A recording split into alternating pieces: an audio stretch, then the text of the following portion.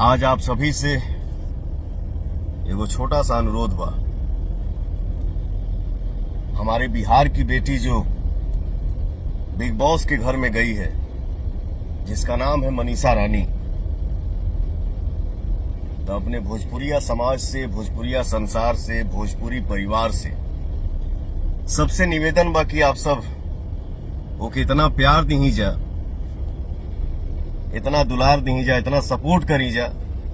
कि हमारे बिहार की बेटी जो है मनीषा, वो बिग बॉस के घर से जीत के आए। तो अपने भोजपुरिया समाज से, भोजपुरिया संसार से, भोजपुरी परिवार से सबसे निवेदन बा कि आप सब ओके इतना प्यार दी जा, इतना दुलार दी जा, इतना सपोर्ट करी जा कि हमारे बिहार की बेटी जो है मनीषा,